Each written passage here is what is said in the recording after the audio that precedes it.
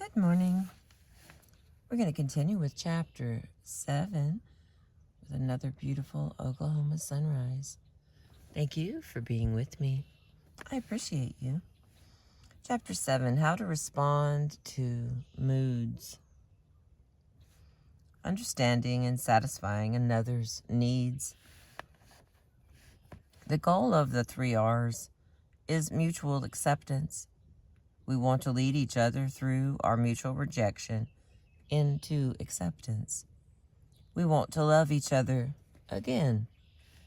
We don't just want to stop the fighting, the arguing, the bickering, the snide remarks, or even just the feeling of loneliness and separateness. We genuinely want to understand and satisfy the deepest needs of this person and love them. And we want them to love us in the same way. The power to do this lies in knowing how to respond to the moods of the person we love. We want to respond to who they really are and to what they're really telling us so that we can understand and meet those needs. They are so desperately but ineptly trying to communicate with their mood language. Once we know and can read why and how they are using denial, anger, depression, and bargaining to get us to understand them, we have the master key to direct access to their needs. How we deal with and satisfy those needs depends on how we respond to their varying moods of denial, moods of anger, moods of depression, and moods of bargaining. The next section, the power of response. Moods do not exist in a vacuum. They are activated by stress. Even when we are alone, our moods intensify, weaken, or shift because of what we believe others are doing or not doing to us, or even what we believe others are thinking or not thinking about us. Other people probably have more control over our moods than we do ourselves. Their attitudes and responses can either intensify or weaken our moods. This is especially true when the other person is someone who is very acceptance and approval, gives us a sense of well-being about who we are, and whose rejection has the exact opposite effect on us. It is as if this person has the power of control over our moods. He or she has the power to propel us up and down, in and out of such moods. They exercise this control over us by the way they respond to us. For example, imagine that you've just had some wonderful news. You are delighted by it, and you feel so elated you want to tell someone about it. You call your lover at work to share your happiness with him, but he's too busy to listen and cuts you short.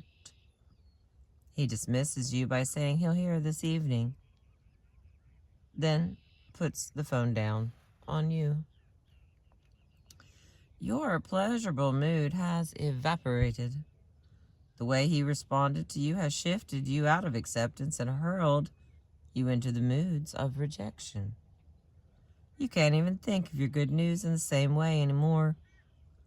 You begin to resent him for doing this to you, and you are irked at the power of control he seems to have over you.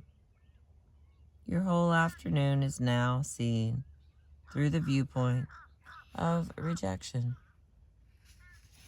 You will fester until you can let him know exactly what you think of him this evening. Just as his response to you has altered your mood for the worse, And just as your intended response to him this evening will certainly alter his, each of us also has the power to alter another person's mood for the better. It all depends on how we respond to that other person's moods. We have the power to shepherd each other from the depths of rejection to the heights of acceptance. And that is our goal. All right, I'm going to put this up because it's probably pretty darn important right there. Steps to achieve. Here we go. Steps to achieve. Here they are. Very important for the future.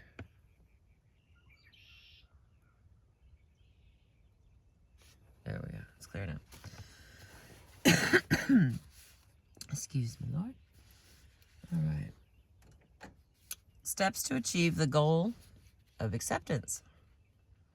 There are 3 steps to get the person that we care for, or anyone else, to accept us. We must first neutralize our own moods. Second, read the other person's mood language. And third, respond in order to meet the needs of each mood. Number 1, neutralizing our own moods. Rejection is a mutual affair. As we have seen, if we are dealing with someone who is rejecting us, we have a natural tendency to slip into one or other of the moods of rejection ourselves. However, if we are in any of the moods of rejection ourselves, we cannot possibly address another person's needs wholeheartedly. Our own mood interferes with the clear reception of what they are trying to tell us, and it pits our needs against theirs. So we have to neutralize our own moods and then concentrate on theirs. They are to be the whole focus of our attention. This means that we must not allow ourselves to display any emotional, mental, or physical hint of rejection, no matter how minor or fleeting. We are genuinely trying to understand not only what other people are trying to tell us, but exactly what they mean. Hi, Betty. Oh, great. Lost my spot. Okay, there it is. We are genuinely trying to understand not only what other people are trying to tell us, but exactly what they mean, even if they are not aware of it themselves. It is not enough that we know that that is what we are doing. They must be made aware of our intentions also. They must be made to feel they are the focus of our full and undivided attention, which is concerned, caring, non-judgmental, and above all, neither critical nor rejecting. They must sense our empathy. While we do not have to agree with them, we do have to acknowledge their right to think and feel as they do. And we do have to acknowledge and give value to their sense of justification in their terms, that they have a right to think and feel the way they do. We must let them know that to us they have worth, value, and dignity in who and what they are, even if we do not see eye to eye on every issue. It is not easy to remain neutral. We shall be attacked, overtly and covertly. We shall have to fight the contagion of their moods, our patience will be sorely tired, and our own needs will be made to seem irrelevant. And while all this is happening, we must be constantly aware of our own almost automatic tendency to fight or flee the person who is rejecting us and control it. Difficult as this may sound, remember that we have a secret weapon. We understand what is happening to the other person in these moods, and we have this book to guide us through the steps towards mutual acceptance. Remember also, we are in this position because we want to be. We desperately want this other person's understanding, but we cannot expect to have it until we have given him or her ours. We must demonstrate that we really care for who and what they are, what they think and feel, before we can expect the reciprocation that we long for. Here we go again, my friends, another tiny little chart. This way you too can have several thousand saved pictures in your phone, like Crystal does. Alright, looks like there's going to be a little more information at the bottom. We got some more little words. Now we're going to go into that one. Alright, now I'm back. Now I'm back to read. Okay. Excuse me, Lord. Rules for neutralizing moods. Stay in acceptance. Do not allow yourself to be drawn into their mood. Do not be judgmental. And never blame. Control your body language, especially. Stay in acceptance and do not look for hidden meanings that are not there. Read complete clusters. To stay in acceptance, react to show you are listening and trying to understand. And the next, be genuine and mean it. Do not feign mental, emotional, or physical serenity. Instead, you can project understanding, empathy, support, and caring. Next, give them your full attention. Maintain eye contact, especially when you're listening to them. Watch them carefully and see what they're conveying. Their nonverbal mood language will tell you. Listen to them carefully and hear what their verbal mood language is telling you, and then pinpoint their central theme. And the last one, do not allow your personality to take over. Do not let who you are intrude, dominate, or control. Be patient. Never interrupt or display restlessness. Number 2. Hang on, let me get a drink.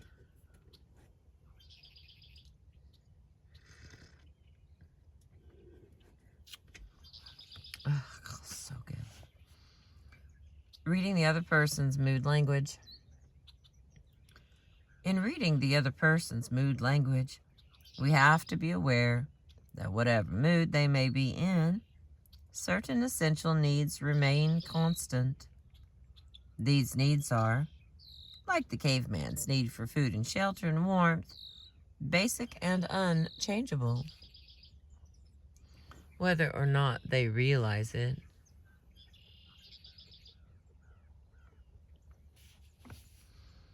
Whether or not they realize it, each mood they slip into merely repeats and reinforces these same basic needs in a different manner and with a different emphasis. These essential needs, no matter which form they are presented in, are the need to 1. Protect themselves and their position, either offensively or defensively. 2. Control the direction and flow of the conflict. 3. Feel their own emotions and think their own thoughts. 4. Express their theme. 5. Vent their thoughts and feelings and relieve stress. 6. Project their personality. And 7. Force you to bond with them by manipulating you into accepting their position, and in the case of intimate relationships, them personally. And number 3, responding to the other person's moods. If we are going to lead people out of the mood of rejection that they're in and guide them through to acceptance, we have to respond to these basic needs they are expressing in whatever form they choose to express them. They will not move into acceptance until these needs have been not only acknowledged but addressed and met to their satisfaction. Until this happens, they will either stay in one rejection mood while they stubbornly try to force you to understand their needs, or shift from one mood to another, bargaining or anger, depression or denial, depending on which they think will have the most persuasive impact on you. If you fail to respond to and placate these needs, the person will be unable to move toward acceptance and will continue to fester through these various moods of rejection until all communication breaks down completely. In other words, unless we can address the deepest needs of those closest to us, we may find ourselves with no one close enough to address anything to anyway. The next category: things you must and must not do in responding to their needs. Number 1, you must allow them to protect themselves and their position.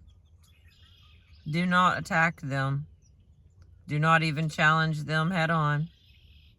Make them aware that you do not intend to assault, assail, or even argue with them, and that there is absolutely no hostility in your attitude toward them.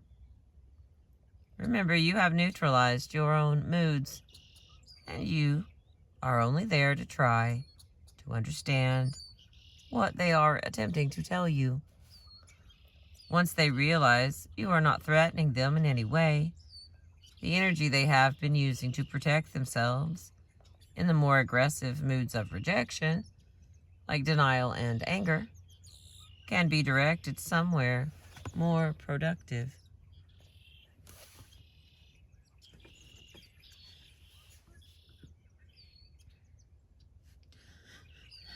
Got sneeze, sorry. Yeah. I already sneezed like 20 times this morning. Here we go. Number 2. You must persuade them that they do not need to maintain such zealous control over the direction and flow of the conflict. Initially, they use the different controlling styles of anger, which is domination, and then with depression, it's withdrawal into self-flagellation. Bargaining is teasing you with partial acceptance, and denial, which is a blank refusal to face the problem, as a shield against your rejection of them and their position. They sense that as long as they are in control, they can prevent any further attacks from penetrating their defenses. You must convince them you are not attacking them and allow them to lower their defenses. Let them know you are not trying to belittle or devalue their thoughts and feelings. You are merely trying to understand their position and their reasons for it. But do not allow yourself to be manipulated. Be aware of what they are trying to do and how they are doing it, but do not become controlled by them. You must gradually, subtly, and unaggressively gain control of the flow of their moods and usher them toward acceptance.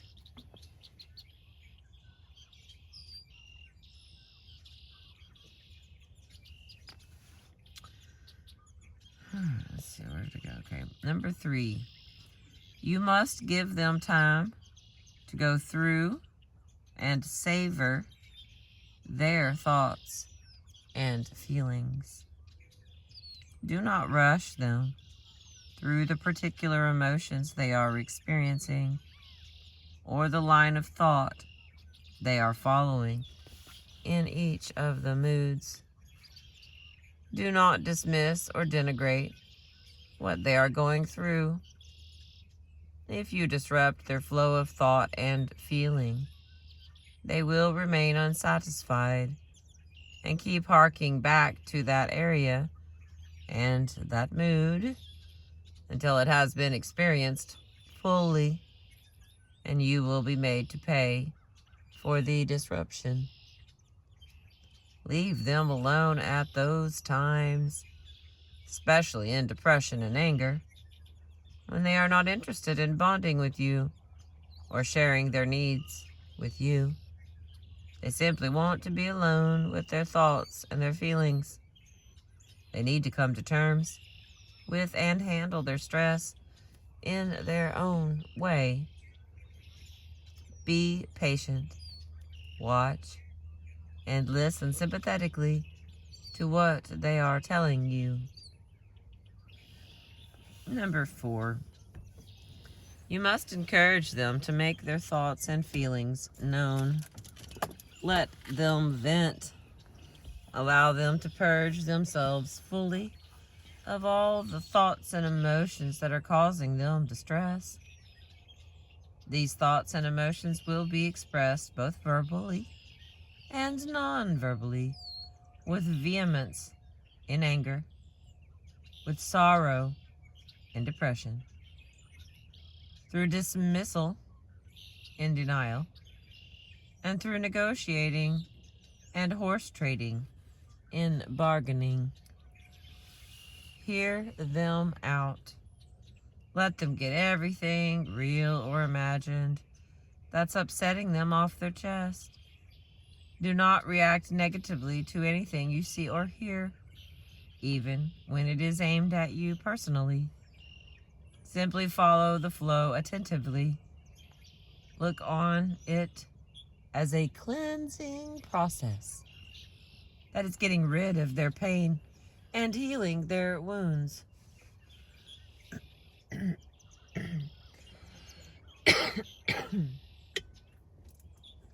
Alrighty.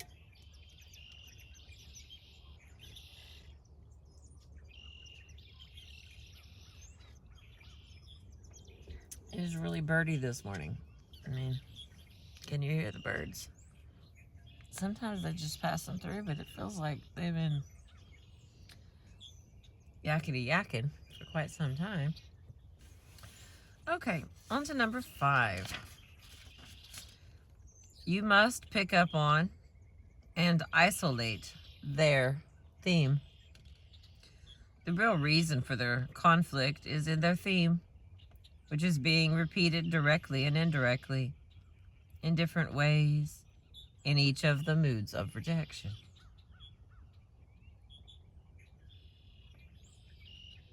At times it will be expressed precisely, whereas at other times it will be merely hinted at. It is delivered blatantly or subtly in the accusations of blame, in anger, in the self-cutting reproaches of depression, in the negative assertions of denial, and in the circuitous demands of bargaining. But it is the repetition, in whatever guise, of the single line of underlying motive that allows you to isolate their central theme. Paraphrase what you think their theme is and repeat it back to them. If you are right, they will verify it. If you are wrong, they will just keep repeating it in various ways through the moods until you do get it right. Once you have isolated their theme, address it directly. You must acknowledge it, give it importance and value, and show that you are trying to understand it. Relate all the apparently extraneous issues that have been brought up back to this central theme. While most times they will want to discuss their theme in depth, there are other times when they will not invite you to respond in any way other than to show you understand it. C3 above. You must give them time to go through and savor their thoughts and feelings. That was number 3. All right, and then number 6. First of all, my eagle's watching me, so good morning, baby. I see you over there. Waiting on the right fish to come up, I guess. I'm sorry, number 6. You must allow them to give full rein to their personality. The natural way each of the personality types uses and abuses mood language must be tolerated and accepted. Do not try to make them act or talk the way you want them to. Let them assert who they are in their own way.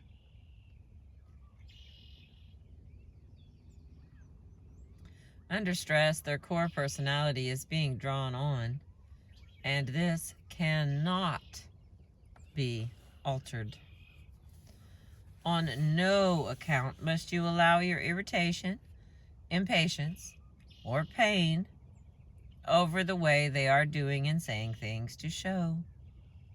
Your rejection of their personality style will only force them to become more and more entrenched in their moods of rejection. And number 7, you must convince them that your bond with them has not been broken, even though you do not agree with them on this particular issue. Bless me. Show them that it is because your mutual approval is so important to you that you are trying so hard to understand their contrary point of view in this instance. Let them know you are not rejecting who and what they are, that in fact you love them the way they are. It is because you love them that you are trying to see and understand their position. The following chart shows what a person in each of the moods of rejection needs to do and how you should respond to that need.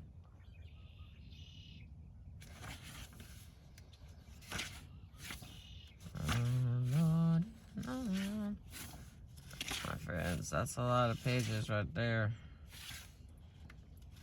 That's a lot of chart pages and it's little words. Oh, hi, friends. Hi, everyone. Good morning. Good morning, babies. Oh, my goodness. I know my phone's getting hot, but all right, let's see what we can do. The moods of rejection. What a person in anger needs to do and how you should respond. Okay. When a person is in anger, they need to vent their anger. All their seething, bottled up thoughts and emotions need to be stated out loud in a direct, dramatic, and forceful manner. They need to experience the passion of all their negative emotions and relieve their stress. They do not need to stay controlled and unexpressive, nor do they want to express their views in a calm, rational manner. So here's what you must do. Stay in neutral. Show that you are listening and trying to understand. Any opinion that is being vented cannot be changed in anger. Simply allow their anger to run its full course and burn itself out. You must not allow yourself to get pulled into responsive anger, shift into any other mood, interrupt or voice an opinion, or suggest that they calm down. All right, the next one, number 2, is they need to dominate and control.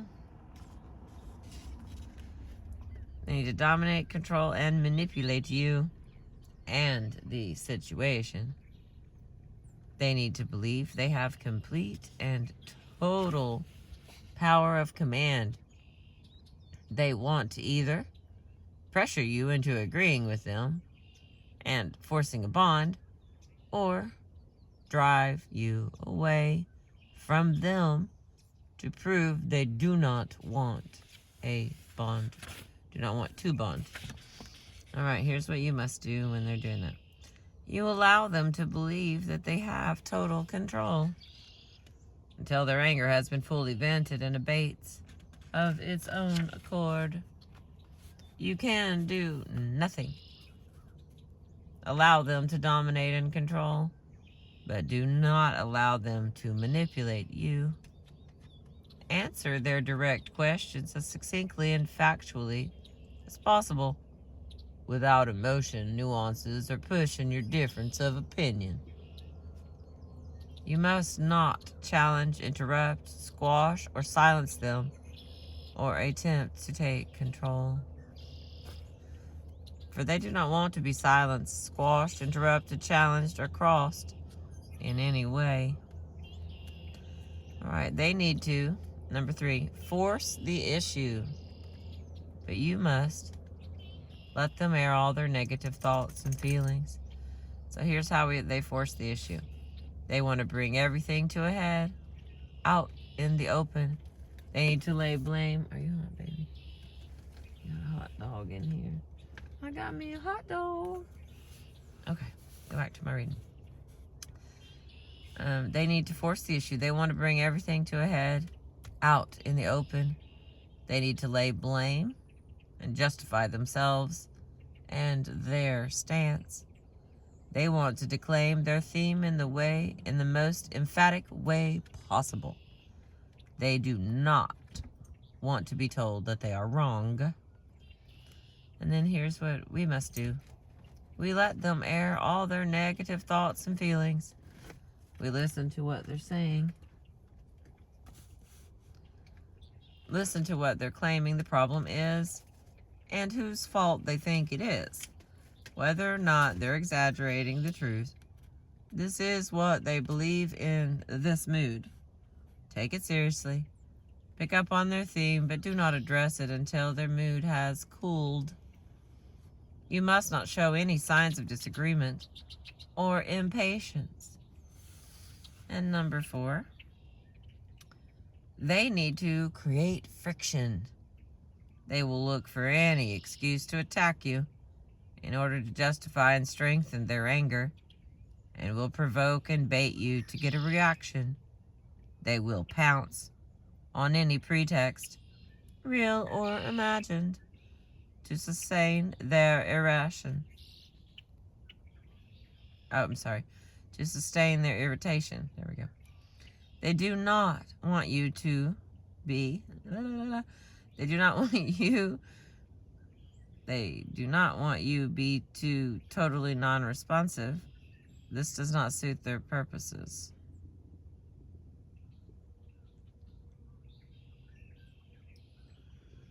Okay, and what we're supposed to do is we're supposed to accept their anger. Is looking for anything and everything to attack.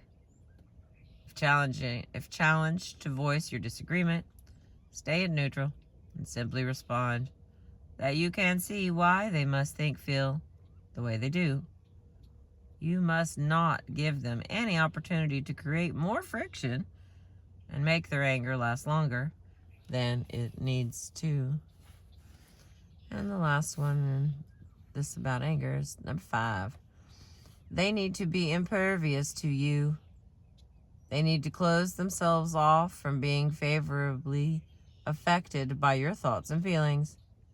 Your point of view is irrelevant. They do not need to be aware that you have a different point of view. And then what we're supposed to do while they're being impervious to us, we accept that they are impervious to your needs at this stage. If they are not trying to bond with you and your mere presence is exacerbating their anger, get away. If you are merely being used as a sounding board, listen sympathetically. You must not fuel their anger by making your contrary opinions and feelings obvious. All right, now we have depression, bargaining, and denial left in this chapter. And then there's just more stuff. So I'm going to stop because it's getting hot, and that means my phone will be hot.